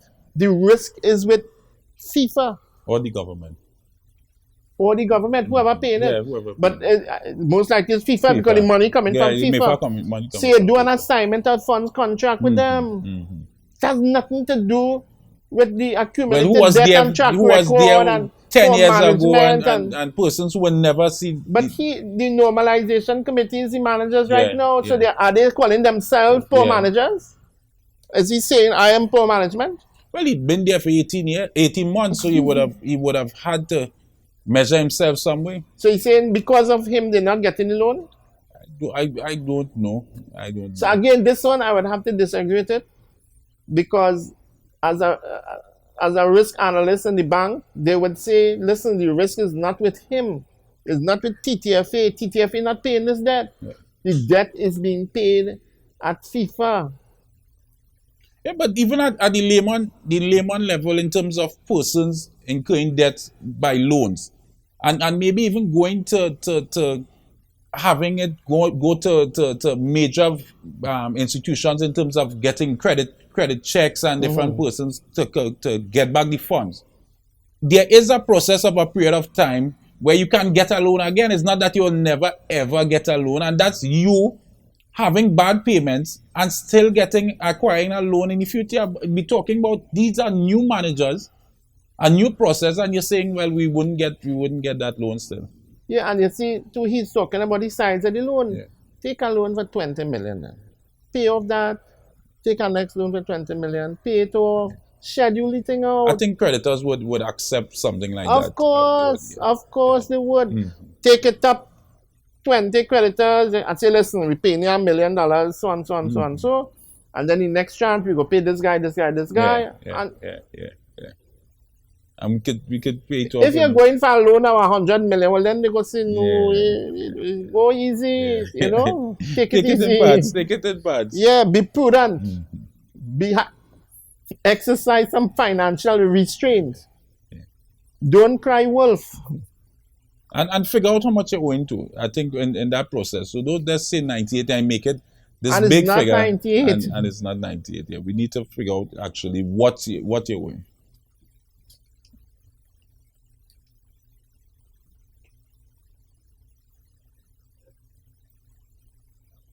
Right? So what they ask, the normalization committee has the responsibility under their mandate to develop a debt repayment plan. Why are they passing off the responsibilities to a trustee? Good question. Very good. Right? And again, we are saying that trustee is more expensive, it is more risky, and it can end up TTFA being wound up. Yeah. Why would you want to take that risk? Let me see what he says. Under the supervision of the court, would be fair, transparent, and have approval of the TTFA's creditors. Again, it's not an articulate answer. It's not meticulous. It's, you know. You're not answering the question of why you pass the buck as well. You know, you're not answering why you pass the buck. It's not saying, well, if you say I can't manage the debt repayment plan, then we can understand why. But then why they put them in charge? No, well, if he answered, I don't know. He maybe think but you had to assume he could. Well, we have to assume because I think you had written him a letter and tell him how to do it. No, we the membership would have sent the membership as a whole would have sent some documentation, and that would have been one in terms of assisting with the debt repayment plan. As other things in terms of his mandate. But it was ignored. Well, the communication level between the normalization committee and membership has been strained from day one. So no, but I'm sure you would have gotten the letter. Yeah, but I'm certain he received the letter. He would have acknowledged him, so he would have received. Right? Is the TTFA being dissolved? This is my concern. This one here is like, I would like to hear the answer. No. Yeah, but we are I heard about 3 different ways in terms of it. It can be dissolved. Yeah, this is, when you say high risk, this is... Yeah, Mr. Edwards, I would be forced to disagree with that answer. The process has been initiated, and there's a probability it could be dissolved. There's a probability, it may not, but there's a risk. It could happen. And it doesn't have to be. Yeah. Given the financial history, doesn't have to be. Have other options to this approach considered by the TTFA? Well, we will... Let me see what he says. Several options were considered and reviewed by the consultants by EY. So EY is evaluating the situation, and they're coming up with a solution that involves them being appointed trustee and being engaged. Is that a conflict of interest in any way? Well, the one of the board members is a past partner of EY. So is that a conflict of interest? I would suggest so. So we're seeing a pattern of... Well, he is condemning them even more because he's saying that is EY considered other options and said, no, give it to our insolvency person. Mm-hmm. Right?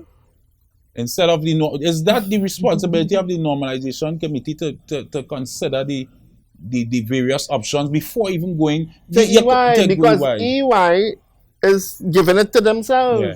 Yeah. They are expanding their portfolio and giving themselves work. Is this the reason for Mr. Gomez being appointed as part of the normalization committee to bring EY on board for because you remember in the initial stage Mr. Gomez was not part of this normalization committee, and then he was brought on, and then we got the information of EY doing basically doing an evaluation of the creditors, and then now being appointed as the trustee, and then seeing that they are the persons looking at the various options. So, and you see, initiating insolvency and bankruptcy proceedings is the easy way out. Yeah.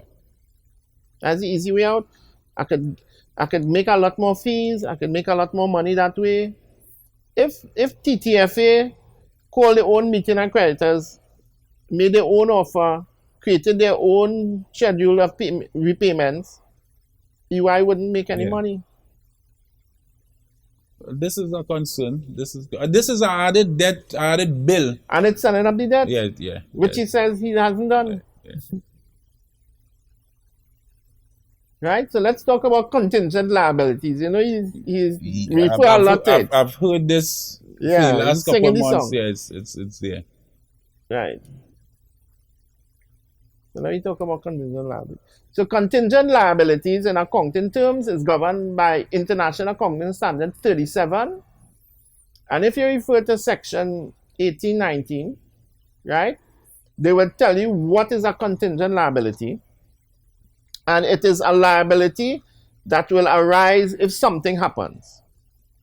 So for instance, if you get into an accident with your truck, and it's your fault, a liability will now arise. But do we recognize the liability in your financial statements? And what the standard says is this. If it is not probable, so we don't know if you're going to get an accident. So it's not probable. You don't get in accidents often. If it can be measured, and if I can't really determine how much the accident is going to cost, then no, I can't recognize it.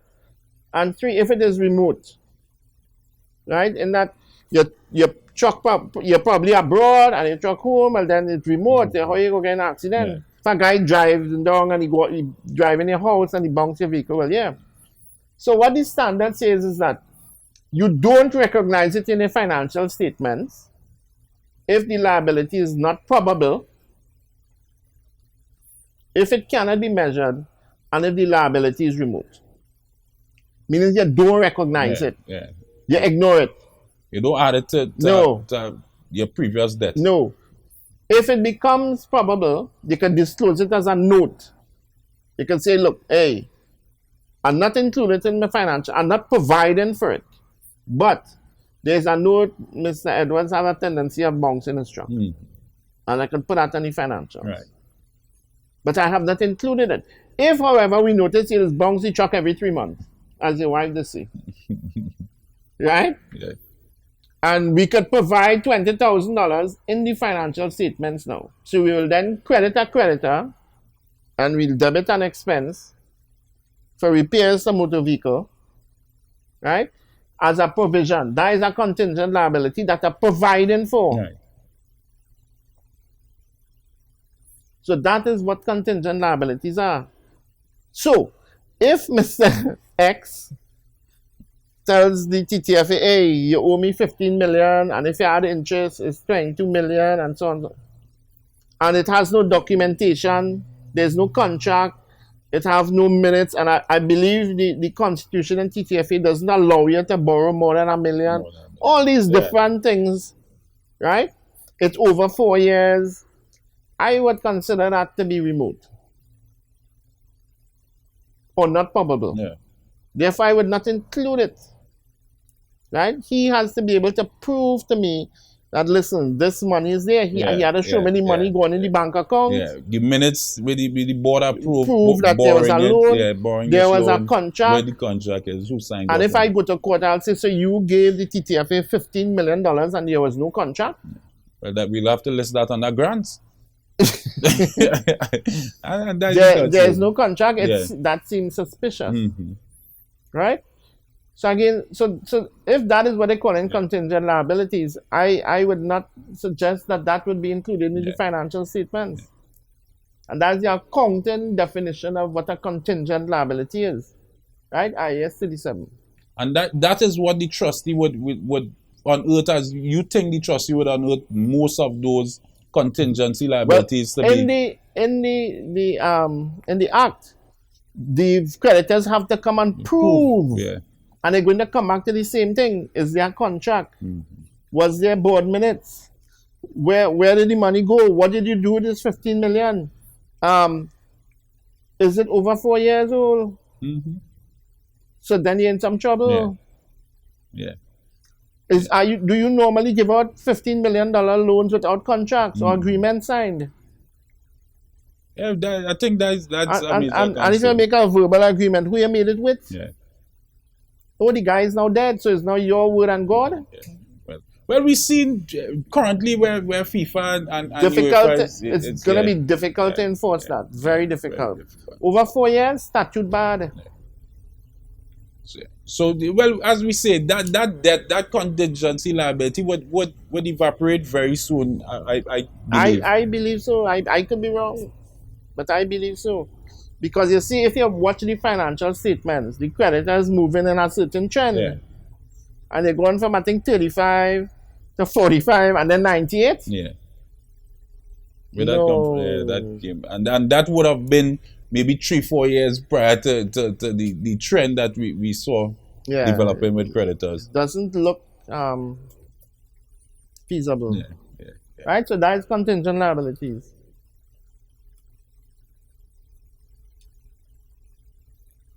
Sale of the home of football.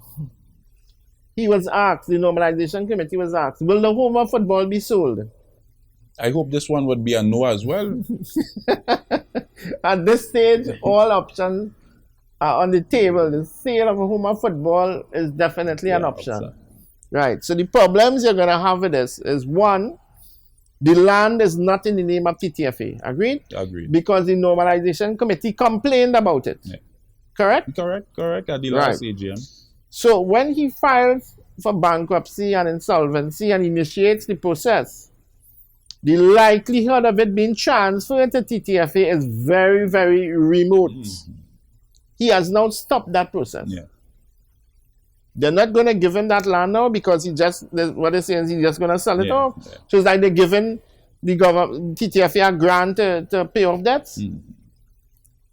So it is unlikely it will be transferred at this stage. So he has stopped the process.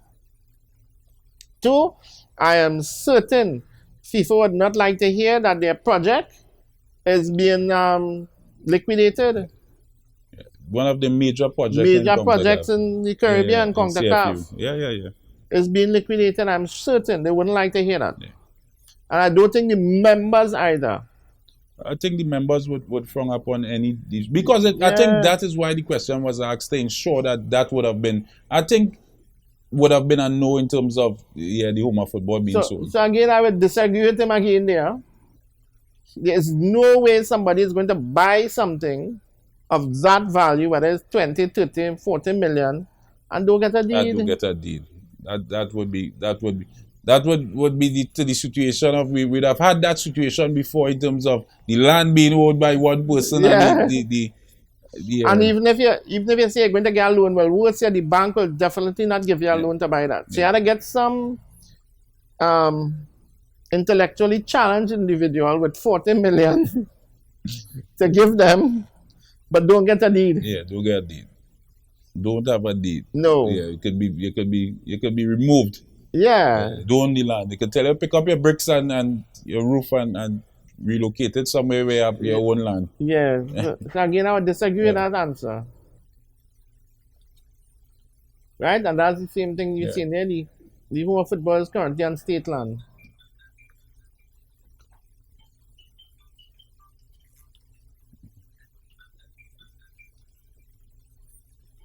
Right? And we're going to the final slide. So this is what the normalization committee was mandated to do: establish a debt repayment plan. They still haven't done it. They filed for bankruptcy. Review and amend TTFA statutes. They still haven't done that. Yeah, don't look like doing it. We have no communications on they doing it as well. No. Run TTFA daily affairs. Well, is exactly what has been going on in the past coming forward.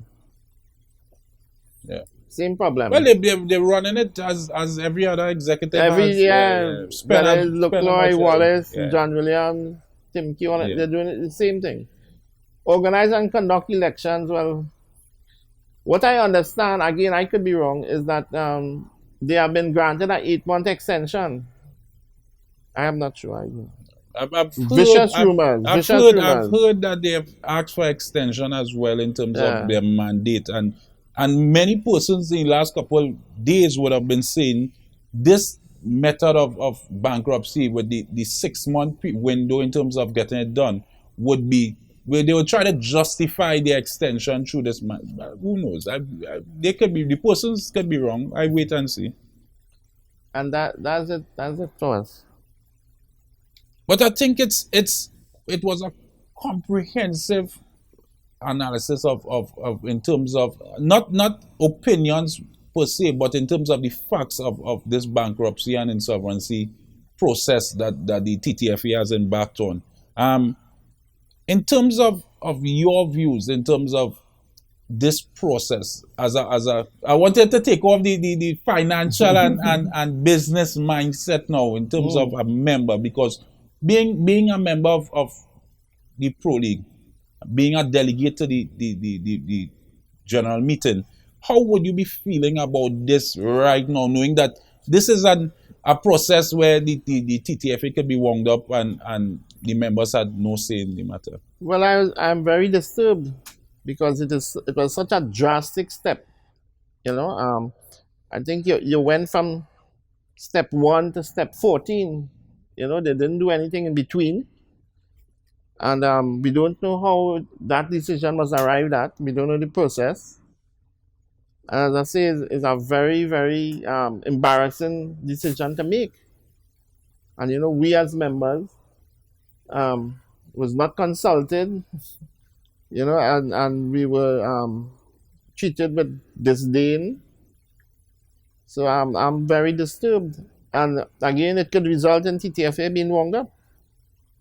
As a sponsor to football, women's football on the whole in Trinidad and Tobago, this bankruptcy situation here, what kind of, as you say, what kind of stain or stigma it would place on the TTFA in terms of persons coming in and investing in football in Trinidad? Because we would have known in the earlies of the normalization committee, the chairman, he went on radio and said it publicly in terms of the confidence in corporate Trinidad needs to be replaced. I mean, we need to bring back that confidence from corporate Trinidad. This process here now, what kind of damage would be done when it comes to corporate Trinidad? This is what we are saying too early on in the discussion, that it is such a damning fact that nobody will want to touch any national team with a 10-foot pole, because they fear that it's going to be bankrupt, it's going to be wound up, it's going to be mismanaged, and bankruptcy is a sign of mismanagement.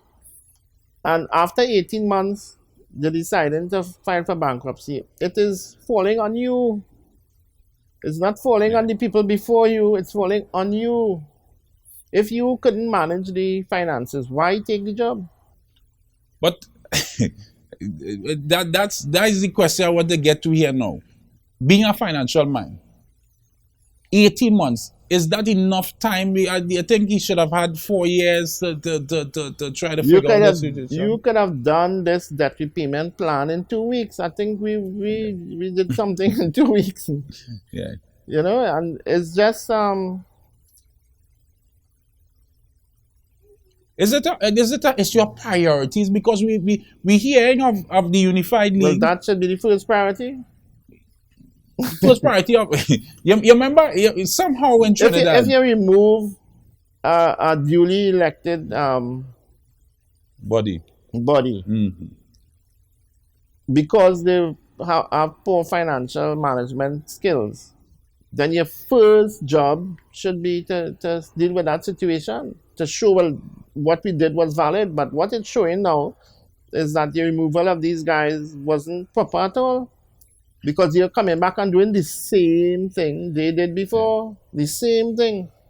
But in terms of priorities of the TTFA, we have seen various things coming out of the TTFA in the last couple of months. One being this unified league and almost the completion of a unified league. We're talking about we are bankrupt.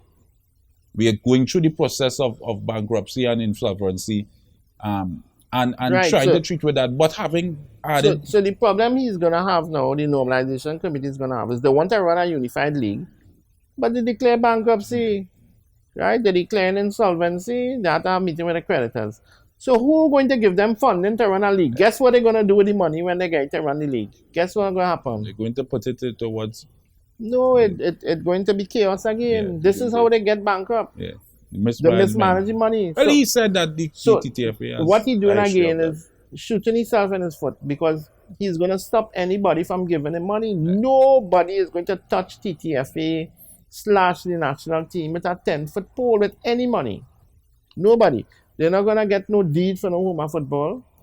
I tell you, that is a last resort. Last. That is when your boat sink. You have to swim away.